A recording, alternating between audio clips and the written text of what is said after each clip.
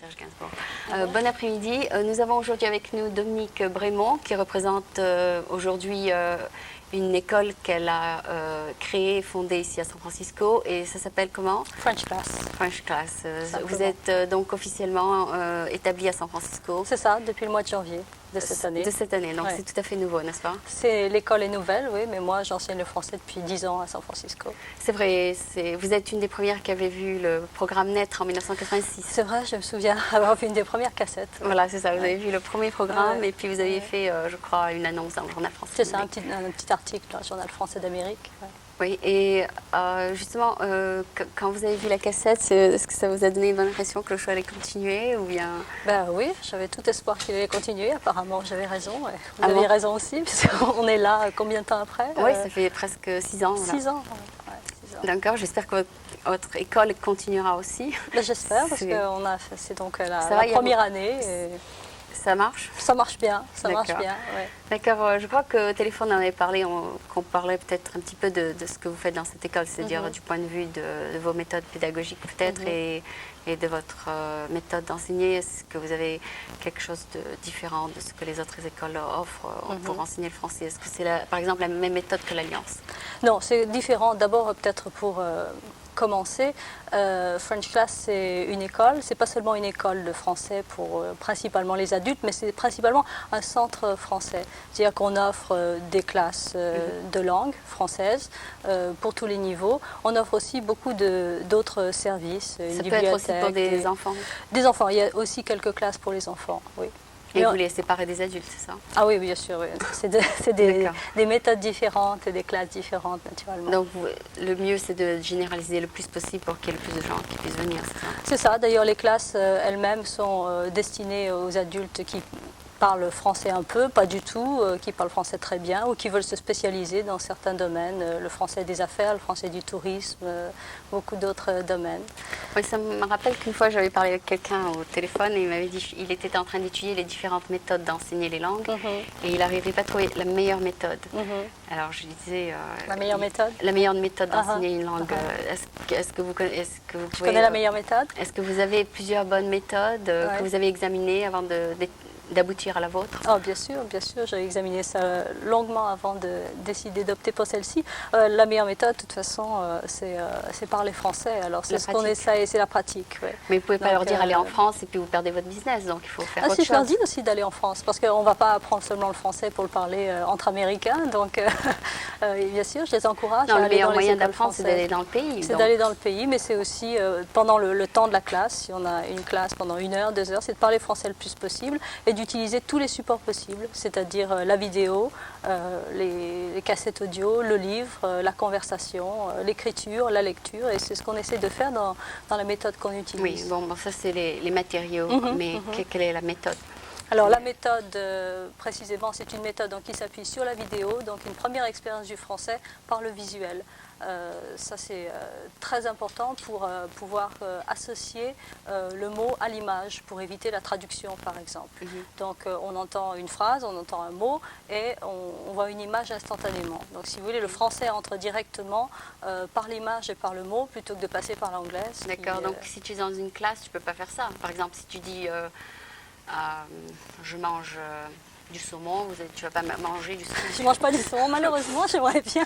Non, c'est pour ça qu'on utilise la vidéo, c'est-à-dire qu'on introduit une situation particulière sur une vidéo qu'on regarde à la télévision, comme on est en train de regarder ce programme à la télévision. En même temps que tu enseignes, donc tu as une vidéo qui tourne? Plus ou moins. Pas en même temps, mais dans la première partie de la classe, il y a une vidéo que les étudiants regardent. Donc ils regardent le son? Ils regardent bien sûr le son, l'image, la couleur, et après les bruits.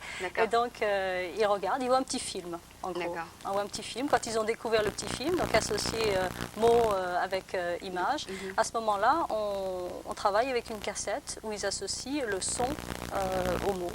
Et on parle. Et finalement, ils ont un livre qu'on utilise un peu en classe, surtout à la maison, parce qu'en classe... Mais alors, quel est ton rôle s'il y a la vidéo et puis s'il y a l'audio, quel est ton rôle? Mon rôle, c'est de corriger, parce que ça ne se fait pas tout seul. Donc, mon rôle, c'est d'écouter, de corriger, de guider, d'être sûr d'expliquer. en français, toutes les classes sont en français. D'accord, bon, ils regardent la vidéo et après ils écoutent l'audio et ils font des fautes, c'est ça? Quelquefois, oui.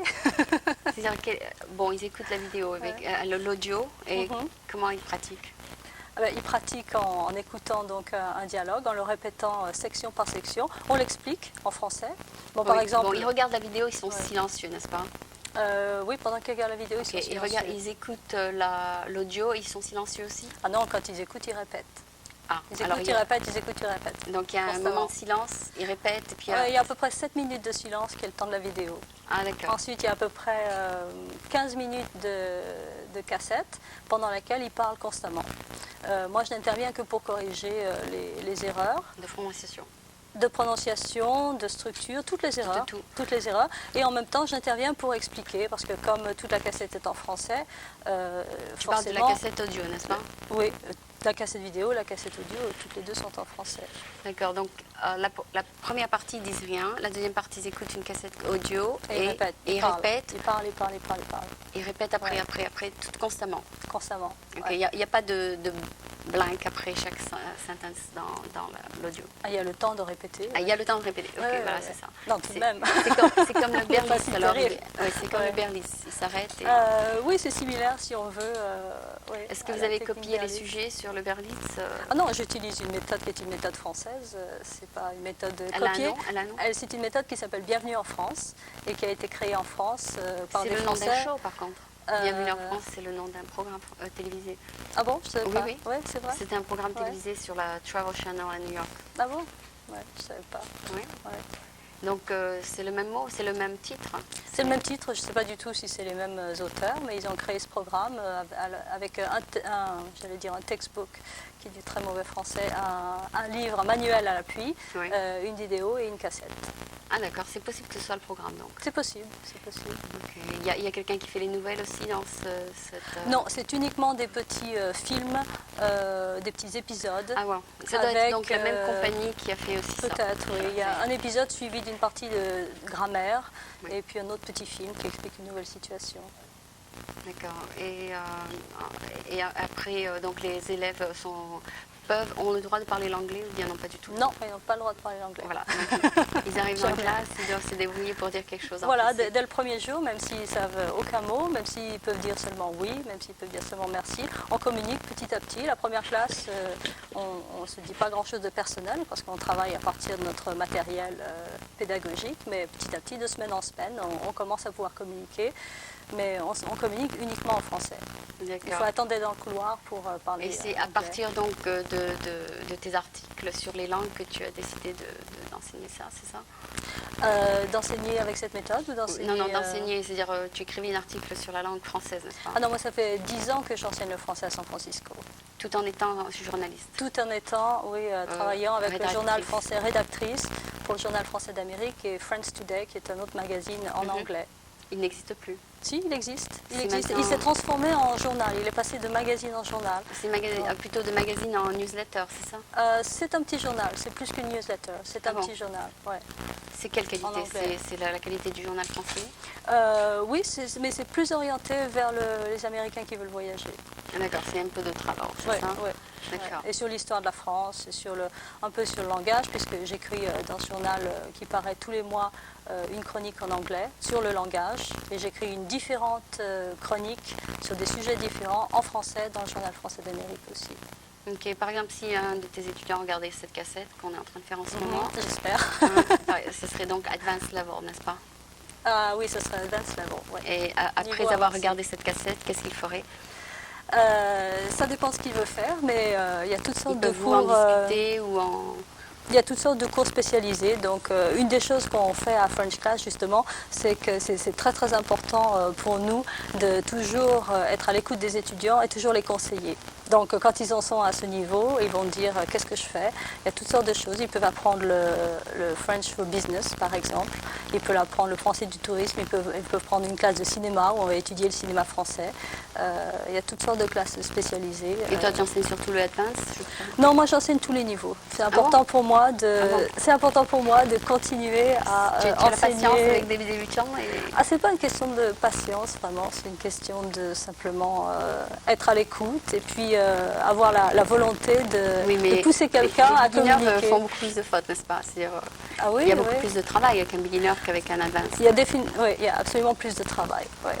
C'est-à-dire quelqu'un qui sait déjà parler, tu dois payer un peu moins d'attention que quelqu'un qui ne parle pas du tout. C'est ça.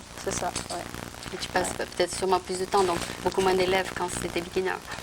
De toute façon, toutes les classes sont des petites classes. C'est un maximum de 10 étudiants par classe. D'accord. Oui.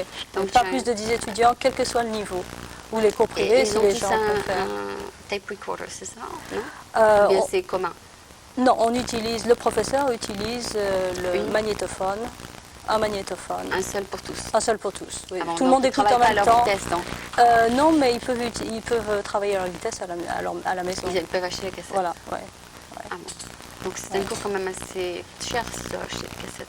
C'est, à ma connaissance, le cours de français pour du français enseigné professionnellement, le cours de français le meilleur marché de San Francisco. J'ai veillé, j'ai vérifié et je pense que c'est un des cours de français le moins cher. Malgré qu'ils doivent acheter les cassettes et tout?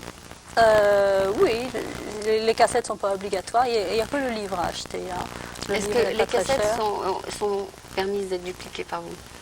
Non, vous avez le droit de les dupliquer, de les donner gratuitement aux étudiants? Non. Vous n'avez pas le droit? Il y a des droits d'auteur, c'est comme les livres, je ne peux pas les photocopier et les vendre, je les achète et je les revends, bien sûr. D'accord, donc il y a quand même un certain investissement de la part de l'étudiant, donc s'il veut acheter toute la méthode. Et la méthode donc est partagée en combien de leçons par les niveaux? Alors il y a 4 niveaux pour apprendre le français, chaque niveau se fait en 8 semaines, à raison de 3 heures par semaine.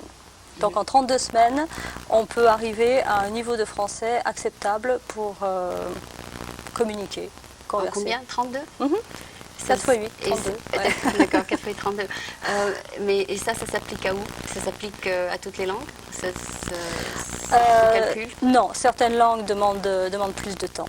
Comme le japonais peut-être, parce qu'à cause de l'alphabet. Oui, je ne sais pas pendant combien de temps on peut apprendre le japonais, mais pour le français, disons qu'on peut... Pour les langues européennes? Oui, j'imagine que pour l'anglais, l'espagnol, le français, l'italien, on peut-être l'allemand aussi, qui demande peut-être un petit peu plus de temps, on peut compter à peu près sur ce temps-là. Je crois que vous avez aussi beaucoup d'avenir en Europe, parce qu'il paraît qu'en Europe, il y a plein d'écoles de langue qui s'ouvrent de partout c'est vrai. Pour intégrer les différents pays qui se mélangent. C'est vrai. Donc, si vous arrivez à enseigner un peu plus que le français, ce serait peut-être quelque chose à envisager. Pas vraiment, non. Je veux me concentrer sur le français. On enseigne le français, on fait de la traduction aussi du français, on a un service de traduction, et aussi on est un centre français dans la mesure où on est aussi un centre qui apporte et qui met à la disposition des Américains qui sont intéressés, toutes sortes d'informations sur la France. Donc c'est pas seulement une école de langue. Vous avez remplacé l'office du tourisme, n'est-ce pas, un peu? Ils ont fermé. Pas vraiment, ils ont fermé, ils nous ont quittés pour Los Angeles, oui. Et, vous devez demander au gouvernement de donner quelque chose alors. Peut-être, c'est une bonne idée. Je n'avais pas pensé. C'est un service gratuit. Effectivement, oui. Oui, c'est un service gratuit, c'est parce qu'ils étaient ici, mais ils étaient ouverts que jusqu'à midi, et puis finalement... Les touristes en général ne se réveillent pas avant midi, donc c'était un service que personne n'utilisait. Il fallait qu'ils ouvrent l'après-midi. C'est vrai, oui. Donc c'est un peu difficile de quelquefois aller à Los Angeles, téléphoner à Los Angeles, mais on a toutes sortes d'informations sur... Maintenant c'est New York. Maintenant c'est New York? Oui. Los Angeles n'existe plus non plus? Je crois pas. Ah bon? Enfin, j'ai jamais entendu de... Je sais que c'était New York, San Francisco, et j'ai jamais entendu de... Et San Francisco fermé. Ah bon, je pensais. Alors, voilà. Téléphoner à French Class, ils veulent des renseignements sur la France. Voilà, donc ou venir. C'est aussi le centre touristique. Ok, bon, et je pense que vous avez très bien présenté. Peut-être vous pourrez nous parler un petit peu de votre colonne, étant donné que vous l'écrivez depuis 10 ans, c'est ça? Non, je l'écris depuis 5 ans, je pense. Et qu'est-ce que vous parlez depuis 5 ans? Oui, c'est en fait une question que je pourrais me poser. C'est une colonne sur une colonne sur le langage. Donc chaque semaine il y a un thème différent.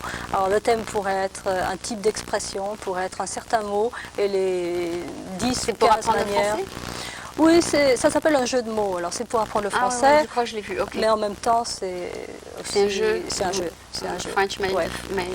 Par exemple, on prend un mot, on prend le mot, je sais pas, pied, et puis on voit tout ce qu'on peut dire avec pied, en plus de j'ai mal au pied, ou on prend n'importe quelle autre expression, et on voit... Il y avait les mots croisés aussi, il y avait un moment, il y a toujours les mots croisés. Il y a toujours ça, c'est pas mon domaine. Moi, je le lis plus au journal. Il faut vous abonner. Après, non, j'étais abonnée, mais j'ai arrêté.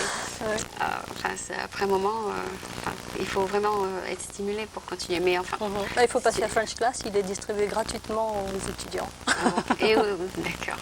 D'accord. Donc vous êtes ici à San Francisco, je crois que sur le Union Square, c'est ça, je crois. Un bloc de Union Square, along de Sutter et Powell, près d'un cable car.